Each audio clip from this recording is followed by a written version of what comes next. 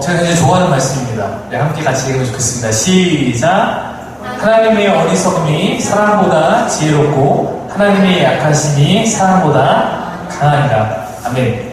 네, 오늘도 PPT로 갖고 설교할 거니까 저를 보시면 될 것 같습니다. 네.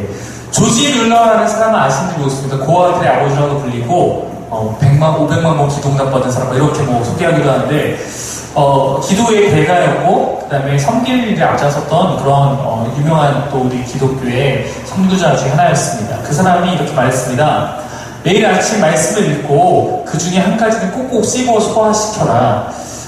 그래서 어떻게 그렇게 하나님과 동행하는 삶을 살 수 있는가라고 했을 때 그들 가운데 많은 특징 가운데 하나가 늘 말씀을 보고 그것 가운데 함께 동행하는 삶을 살려고 노력했다. 즉 말씀과 동행하는 삶을 사는 것이 하나님과 동행하는 삶을 사는 것이었다라고 이야기를 할 수 있을 것 같습니다. 그래서 많은 사람들이 노력을 합니다.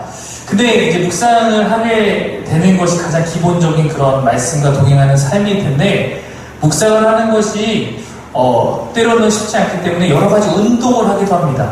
저도 제일 많이 했던 운동 가운데 하나가 No Bible, No Breakfast였어요. 그러니까 성경을 읽지 않으면 아침 먹지 않겠다 이런 각오를 갖고 20대에 몇 번을 쓰면서 잠깐 하는데 또 무너지고 성경을 그러니까 밥을 먹지 않으면 성경을 읽지 않겠다는데 네, 성경 안 읽고 밥도 안 먹고 이렇게 되기도 하고 이런 경우가 많아서 쉽지 않지만 우리가 늘 그래도 잘 되기 때문이 아니라 어떤 나의 삶의 목표, 삶의 어떤 도달하고 싶은 그런 마음들을 갖고 나아가는 것이 중요한데 그 중에 하나로 조지 뮬러의 이 얘기를 생각할 수 있습니다. 중요한 거는 읽는 것에만 그치는 게 아니라 꼭꼭 씹어 소화시키는 것입니다.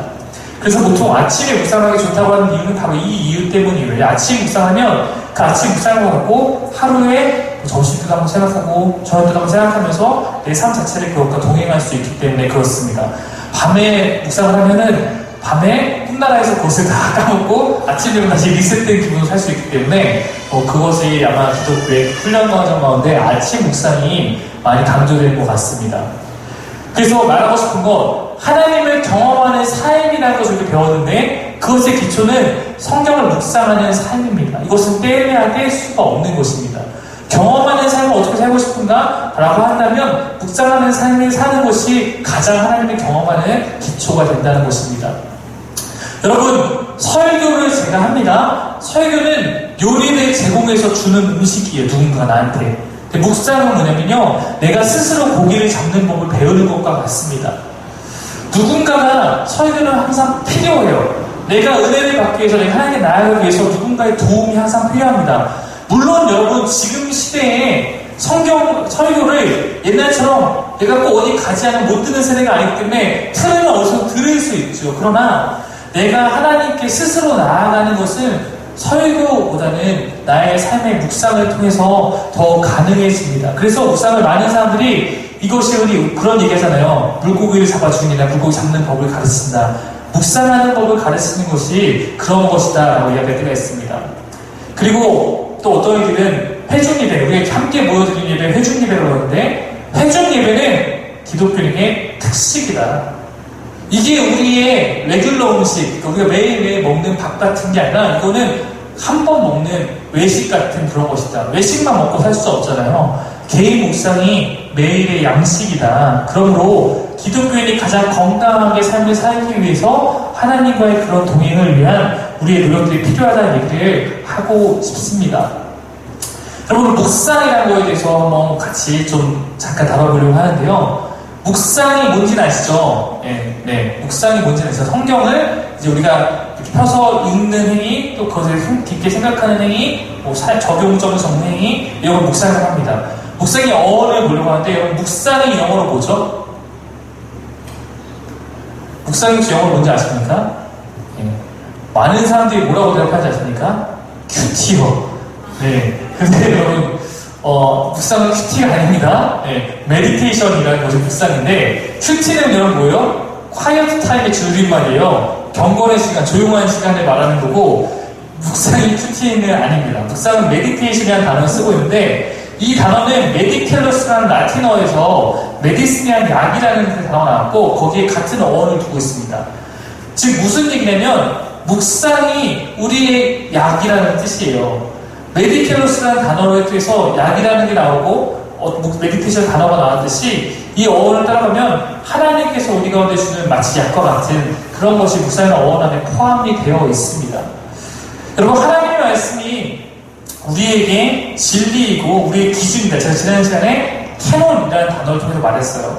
캐논이 하나님의 기준, 성경의 기준이라면 성경을 벗어나니까 죄다. 그래서 하마르티아라는 죄의 어원은 관역에서 벗어난 것이다. 기준에서 벗어난 것이 죄이기 때문에 기준을 제대로 알고 기준에 맞춰 살아가려는 그것이 기독교인의 삶의 죄로부터 벗어날 수 있는 방법이다라고 설명을 드렸는데 하나님의 말씀이 진리이고 기준이에요. 묵상을 통해서 우리는 진리의 말씀을 내 안에 쌓을 수 있고요. 죄에 대한 기준을 깨달을 수 있기 때문에 우리 그곳에서 날마다 하나님의 사람이 되어가는 거예요.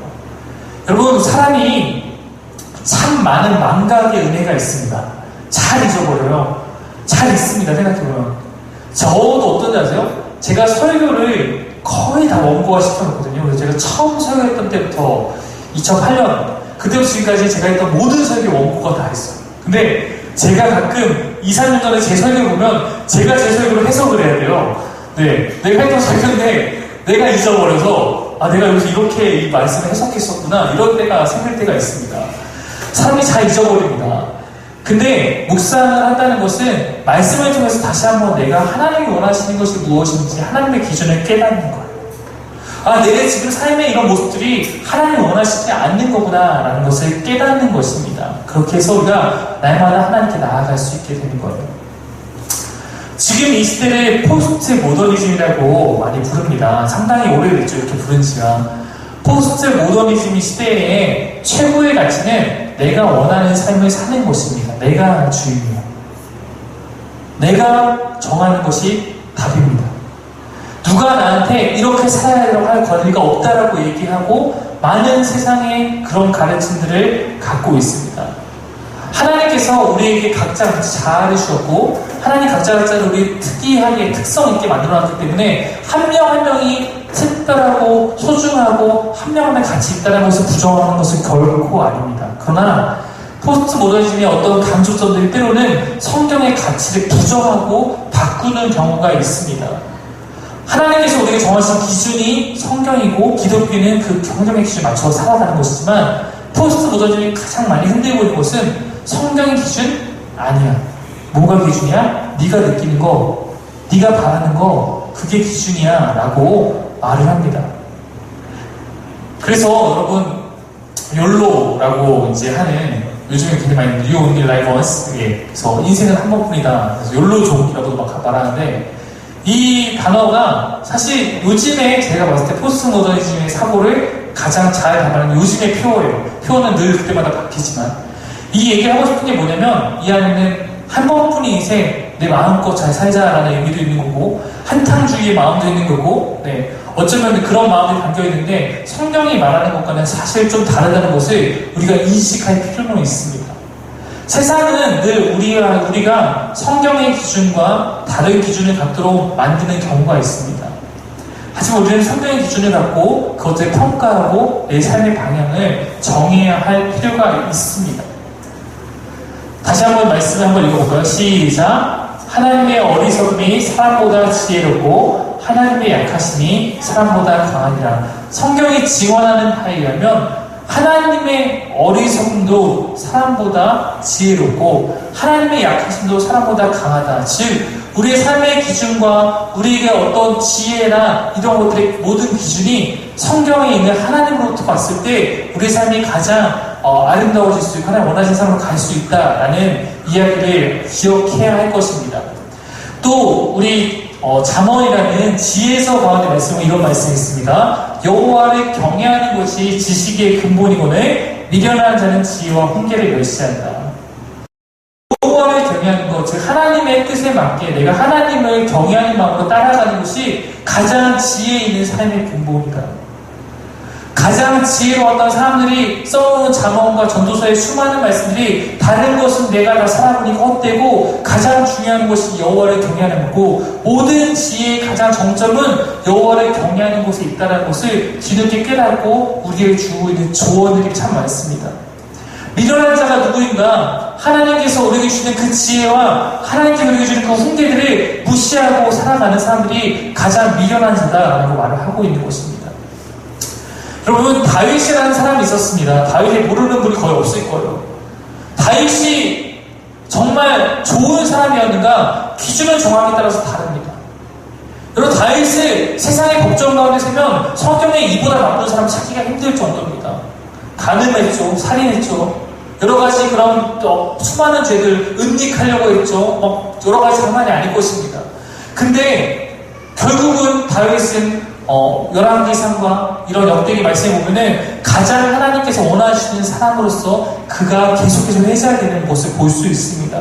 하나님께서 다윗을 내 마음에 합한 자라고 인정하셨던 장면을 볼 수 있습니다. 근데 다윗이 왜 그래요? 저는 이 말씀과 다윗이 연관될 수 있다고 생각합니다. 다윗에게 남아있던 특별함이 하나 있었는데 그것은 하나님에 대한 민감함이었어요. 여러분, 모든 사람은 실수하고 모든 사람은 죄를 지을 수 있습니다. 다윗이 죄를 안 졌기 때문에 그가 하나님께 칭찬받았던 거고 다윗의 죄는 매우 큰 죄였어요. 때로는 그가 그 죄에 민감한 죄에 둔감해서 그 죄를 지으면서 계속 나라를 보냈습니다. 근데 중요한 것은 하나님께서 그 죄를 적발해서 그에게 그 죄를 노출시키셨을 때 다윗의 행위였어요. 그때 다윗이 이것이 하나님 나에게 주는 훈계구나 라는 것을 깨달았을 때 그가 회개하고 철저하게 돌이켰습니다. 그래서 하나님이 보시기에 내가 어떠해야 될까를 늘 고민했어요. 다윗에게는 사람들이 나를 어떻게 볼까에 대한 기준이 삶에 없었어요. 그에게는 비록 죄에 빠졌던 적도 있었지만 늘 그의 삶에 있었던 것은 하나님이 보시기에 내가 어떤 사람이 될 것인가 라는 기준이 있었기 때문에 그가 돌아왔고 그가 그렇게 하나님께 다시 한번 인정받는 사람으로 살아갈 수 있습니다. 근데 많은 사람들이 그게 잘 안 돼요. 다윗보다 더 적은 죄를 지을 수도 있습니다. 근데 하나님께서 그 죄를 발견하셔서 그 죄를 깨닫게 하셨을 때 돌이키는 것, 그것이 잘 안 되고 우리의 시선이 사람들이 날 어떻게 볼까 그런 거에 대해서는 너무나 두려움이 가득한데 하나님께서 날 어떻게 볼 것인가에 대해서는 둔감한 경우가 많습니다. 하나님의 기준으로 살아간다는 것은 하나님께서 나를 어떻게 바라볼 것인가 그것에 맞추어 내 삶을 변화시켜 가는 것입니다. 여러분, 세상 가운데 묵상 비스크릿한 게 있습니다. 네, 명상이라고 합니다. 지금도 할지 모르겠어요. 저는 학교 가나 아침에 명상의 시간입니다. 다 같이 눈을 감으세요. 음악이 흘러나오고 이랬던 적이 기억이 납니다. 네, 군대에서도 합니다. 명상의 시간입니다. 네, 명상을 엄청 많이 합니다. 묵상과 명상의 차이에 대해서 잠깐 다뤄야 될 것 같습니다. 묵상과 명상 어떻게 다를까요? 묵상은 체험입니다. 뭘로 채우죠? 말씀으로 채우는 거예요. 하나님으로 채우는 거예요. 묵상은 내가 하나님으로부터 듣고 하나님으로부터 귀 기울이고 하나님으로부터 얻는 시간입니다. 아시겠지만 명상은 비우는 거예요. 여러분 마음을 비우세요. 네. 네. 비워가는 겁니다. 지향점이 달라요. 방법이 다릅니다. 묵상은 머리로 사고작용합니다. 무슨 얘기냐면 말씀을 보면서 하나님이 나를 원하시는 것이 무엇일까 생각하고 머리로서 내가 하나님께 다가서는 거예요. 명상은 사고로 오히려 비워내는 과정입니다. 물알체의 그 경지로 서서히 가는 거죠. 내용도 다릅니다. 내용은 묵상은 하나님의 말씀이죠. 하나님의 성품이 될 수도 있고 하나님께 행하신 자연에서 하나님과 관련된 것들을 묵상하는 겁니다. 명상의 내용은 뭐죠? 주문, 자기 암시, 마인드 컨트롤, 이런 것들을 통해서 내 스스로 이제 그것을 향해서 내가 나아가는 경우가 있습니다. 목적도 그래서 결국 다릅니다. 묵상의 목적은 아는 거예요. 뭘 아는 거냐면 하나님의 마음을 아는 것이고 그리고 순종으로 나아가는 것이 묵상의 목적입니다. 명상의 목적은요, 신과 합일되거나 신의 경지에 스스로 도달하는 것입니다. 그래서 많은 종교는 신을 필요로 하지만 끝까지 신을 섬기는 구조가 아니라 어떻게 보면 신과의 합일 혹은 스스로가 신과 같은 그 경지 반열에 올라서는 것에 있습니다. 그렇지만 이 어떤 신이 갔던 길을 똑같이 걸어가는 것이 아니라 우리는 늘 하나님이라는 분을 내가 섬기고 하나님의 뜻에 따라 살아가는 것이 기독교라는 종교입니다. 그래서 우리는 묵상을 하는 거예요. 그래서 결국 묵상은 하나님의 사람이 되어가기 위해서 하는 겁니다. 그리고 명상은 하나님이 되는 거예요. 내가 스스로 어떤 신의 경지에 내가 스스로 나의 삶의 주인이 되어가기 위해서 철저하게 그것을 위해서 해나가는 과정에 있는 것입니다. 여러분 기억하셔야 됩니다. 성경을 보면요 이런 얘기가 있습니다. 사람이 지어지고 사람이 성경에서 첫 번째 죄를 지었는데 그것은 하나님이라는 분의 신의 통치를 벗어나서 스스로 하나님이 되고 싶어 했던 마음이 인류에게 찾아온 제일 첫 번째 죄였습니다. 선악을 알게 하는 나무의 열매, 이거 먹으면 너희도 하나님처럼 될 수 있어. 이거 먹으면 하나님 혼자 하나님 못하게 하려고 하나님만 하나님 하고 싶어서 너 이거 못 먹게 하는 거야. 이거 먹으면 다 같이 하나님 될 수 있어. 그러니까 먹어도 돼. 그럼 나도 이거 먹고 하나님 돼볼까? 하는 마음으로 먹었어. 이것이 인류가 처음 지은 죄의 모습이었습니다. 여러분 이 시대의 가장 큰 유혹은 뭐냐면요 내가 내 삶의 주인으로 내 마음대로 살라라는 거예요. 네가 주인이야. 네가 결정하는 거야. 다른 사람의 이야기 중요하지 않아. 네가 결정하는 것이 옳은 거야.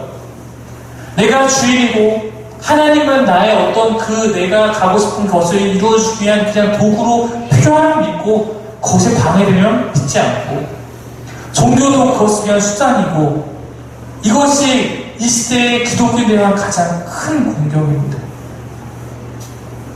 하나님이 도구가 되는 것, 종교가 수단이 되는 것,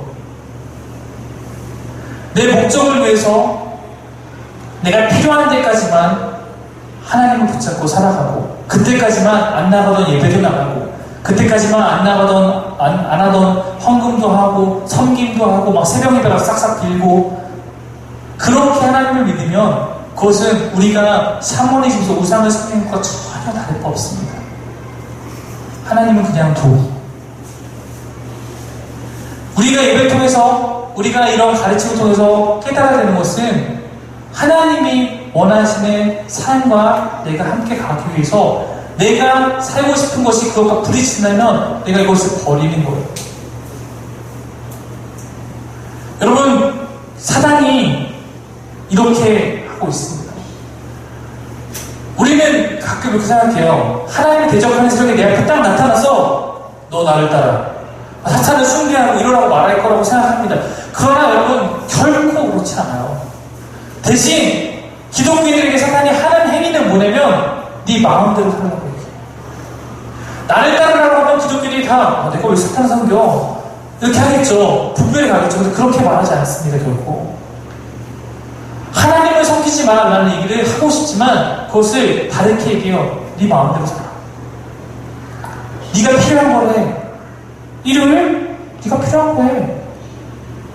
네 마음대로 써. 왜 네 시간인데. 이게 지금 하나님을 대적한 사단이 사람들에게 성경과 지금 시대까지 계속해서 하고 있는 거예요. 기준 자체를 바꿔버리는 겁니다.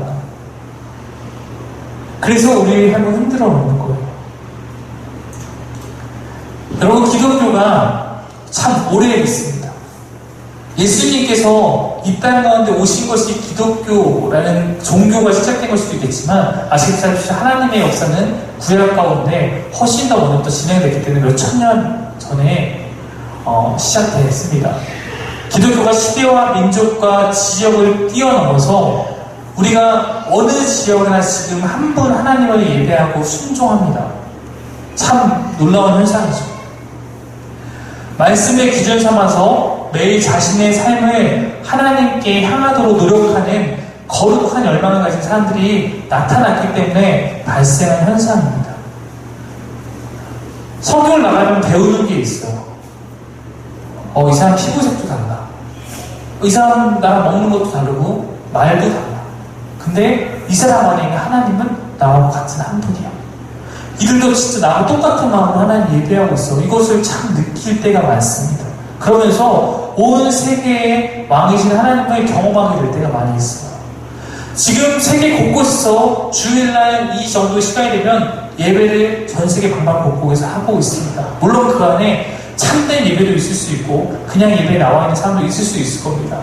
그러나 지금 하나님을 향한 사람들이 이렇게 여러 곳에서 함께 하나 섬길 수 있는 것은 어느 지역에 있거나 말씀을 통해서 내 삶의 기준을 세우고 말씀을 갖고 내가 하나님 원하시는 삶을 할 수 있도록 노력하고 다짐하고 그 사람에 나아가는 사람들이 있기 때문이에요. 그들을 통해서 그곳에 복음이 전해지는 거고 같이 한 분 하나님을 예배할 수 있게 되는 것입니다. 야고보서 1장 18절 말씀 마지막 한번 같이 보면 한번 같이 읽어보겠습니다. 시작. 그가 그 피조물 중에 우리로 한 첫 열매가 되게 하시려고 자기의 뜻을 따라 진리의 말씀으로 우리를 낳으셨느니라. 하나님께서 피조물들 가운데 하나님의 그런 자녀들을 어떻게 구원해 가시는가? 자기의 뜻을 따라 말씀으로 너희를 낳았다라고 여기서 표현하고 있습니다. 말씀으로 낳았다라는 표현이 굉장히 중요한데요. 말씀이라는 것이 기본이 된다. 모든 기독교인들에게 하나님 말씀과 함께 가는 삶이 구원의 시작과 구원의 끝까지의 그 과정이다라는 것을 말하고 있고, 두 번째, 낳았다라는 표현이 중요합니다. 낳았다라는 것은 생명력을 갖게 됐다는 것을 의미하는 겁니다. 즉, 우리가 하나님의 말씀과 함께 삶을 살아가는 기독교인의 삶은 여러분 생명력이 있는 삶입니다. 그래서 낳은 거예요. 아이를 낳으면 아이가 자라가는 것이 당연합니다. 아이가 자라지 않고 있다면 그것은 죽은 것이죠. 기독교인의 삶이 말씀으로 나아진 이후에 내가 진짜 하나님의 말씀으로 나왔다면 우리는 반드시 자라가게 되어 있습니다. 말씀이 뿌려지면 그것은 생명력이 있어서 뿌려진 말씀의 씨앗은 반드시 자라나게 되어 있어요. 여러분 지금 이곳에 있는 사김의 교회에는 아직 하나님 안에서 신앙생활을 시작한 지 얼마 안 된 사람들이 많이 있으니까 일요일날 이 한 번의 말씀을 듣는 것이 우리가 말씀을 경험하는 유일한 기회일 수도 있습니다. 저는 그것도 때문에 여러분 칭찬해주고 싶을 때가 참 많아요. 일요일마다 하나님의 예배하기 위해 나와서 말씀을 듣는 것도, 이 말씀도 여러분을 자라게 합니다. 조금씩 여러분을 하나님께 자라게 합니다. 여러분, 근데 만약에 혹시 여러분이 조금 더 내 삶이 하나님과 가까워지고 싶은 마음들이 여러분 안에 있다면 조금씩 더 나은 노력들을 해나갑니다. 내가 일주일에 한 번 예배를 지키는 것조차 힘들어했다면, 내가 그래서 한 달에 2번, 한 달에 3번 힘들게 예배 드렸다면 매주 한 번의 예배를 드려가는 것이 그 사람에게 필요한 과정이고, 매주 예배하는 것까지 내가 잘 해내고 있다면 이제부터 내가 조금 더 잘하기 위해서 수요일이나 다른 예배까지도 경험해보는 것들이 필요하고, 내가 회중 예배를 드리는 것까지 이제 잘 되고 있다면 이제는 내 삶의 시간에 말씀을 펴서 조금이라도 내가 그 책을 읽기 위해서 노력하는 것이 필요하고, 일주일에 2번, 3번이라도 말씀을 펴고 있다면 조금 더 사실 이것이 우리가 아까 얘기했듯이 말씀으로 나온 우리가 조금씩 자라나는 과정이에요. 우리 가운데 그런 다짐과 그런 삶이 여러분 안에 있을 때 여러분은 반드시 자라가게 되어 있다라는 것이 성경의 증언이고 성경의 도전입니다. 어제보다 오늘 더, 우리가 연인들 사이에서도 이제 드라마 같은 거 많이 나오는 편이죠. 어제보다 오늘보다 내일 더 사랑할게 막 이러는데, 우리가 하나님 안에서 해야 하는 건, 내가 하나님을 사랑한다면, 내가 진짜 그 마음이 있다면 내가 하나님과 평행선에 걷고 있는 게 아니라 어떻게 하나님 원하시는 하나님이 계시는 곳으로 내가 한 걸 한 걸 나아갈 것인가, 그 마음을 갖고 도전하는 것이, 노력하는 것이 필요하지 않을까 생각합니다. 우리가 죄에서 멀어진 것도 같습니다. 제가 그 청소년 사역을 계속 해오면서 담배를 피는 친구들을 굉장히 많이 만나게 돼요. 근데 물론 그 친구들 개중에 몇몇은 하나님을 한번 경험한 다음에 다 끊어 막 이렇게 하고 끊는 친구도 있는데, 그게 안 되는 친구들이 있어요. 제가 그 친구들 하나님께 동일합니다. 만약에 지금 너네가 한 갑을 핀다면 반갑으로 줄이고, 5개 피고 있다면 적어도 오늘 4개 피려고 노력하고, 하나님 안에서 그렇게 내가 죄로부터 하나하나씩 멀어가다 보면 네가 언젠가 죄에서 자유한 몸이 되어 있을 거야. 근데 그 노력도 안 하고 있으면 때로 넘어질 수도 있어. 근데 다시 일어나서 하면 돼. 그 노력도 안 하고 있으면 넌 늘 그 자리에서 그냥 남들은 왜 저렇게 사느냐 이렇게 살까라고 할 수밖에 없어. 동일합니다, 여러분. 하나님을 위해서 여러분 하는데 나도 좀 하나님도 어떤 경험한 삶을 살고 싶어라고 한다면 이제부터 오늘부터 여러분 가운데 조그마한 노력이 있기를 원해요. 사실 저도 매일 성경을 갖고 묵상을 하지만 매일매일 못할 때도 이틀치만 있다가 할 때도 있고 그런데 제가 꼭 노력하는 것이 뭐냐면 옛날부터 제가 같이 공동체 하기 전부터 큐티책을 사는 거예요. 네. 큐티책을 사면은 안 샀을 때보다 적어도 많이 하게 되거든요. 그래서 제가 청년들한테도 예전에도 큐티책을 무조건 사라고 꼭 얘기를 합니다. 왜냐면 사놓으면은 안 샀을 때보다 적어도 많이 할 수 있기 때문에 그리고 서로가 계속해서 건면하고 이렇게 할수록 적어도 내가 그렇게 조금씩 할 수 있기 때문에 우리 공동체가 함께 이 노력을 해나갔으면 좋겠어요. 혼자 내가 스스로 하기 위한 노력이 힘들다면 이 공동체 내에서 함께 그 하나님 향해서 같이 서로 묵상서도 좀 사주고 같이 좀 건면도 하고 이러면서 함께 하는 게 나아간다면 He's changing me. 우리가 아까 했던 찬처럼 하나님께서 우리를 바꿔갑니다. 매일매일 조금씩 내가 변해가게 될 거라고 저는 믿습니다. 말씀 마무리합니다. 성경과 묵상 세 번째 시간 우리가 오늘 봤던 말씀의 제목은 매일매일 양식이었어요. 묵상이 매일매일 양식입니다. 우리가 한 주에 한번 맛있는 거 먹었다고 한 주를 살아가는 너무나 배고픈 것처럼 매일매일 하나님 향해서 내 삶에 조그만 드릴 수 있도록 그것이 특별하게 가능하다면 성경을 펴서 하나님의 기준을 갖고 내 삶을 내 마음대로 살아가는 것이 아니라 하나님 뜻에 맞게 살아갈 수 있도록 노력해 갈 수 있는 그 사김의 교회의 귀한 형제자매들 우리 가족들이 되어기를 간절히 바랍니다. 우리 한 주간이 그렇게 하나님을 경험하고 나서 다시 기쁘게 만나서 함께 그 하나님을 찬양하고 예배할 수 있는 삶의 교회 되기를 바랍니다. 기도합니다.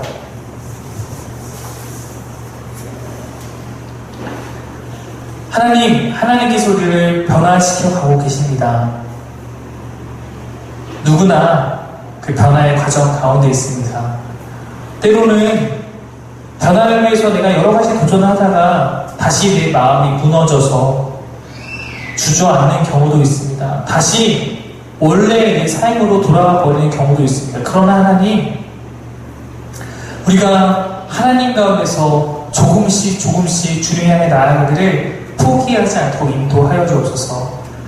내가 성경을 펴서 내가 하나님의 마음을 알고 그 마음과 그 하나님의 기준에 따라서 내 삶을 살기 위해서 노력할 수 있도록 그 마음들의 그 갈망들의 그 하나님의 열심들을 우리 가운데 주님 부어주옵소서. 우리의 힘으로 할 수 없습니다. 성령 하나님, 우리 안에 계신 하나님께서 오늘 이 말씀에 반응할 수 있도록 우리를 도우시고 이 말씀이 생각나게 하여 주시고 그래서 우리 가운데 충만하게 말씀을 향해서 반응하며 나아갈 수 있도록 인도하여 주옵소서. 감사드리며 예수님의 이름으로 기도드립니다.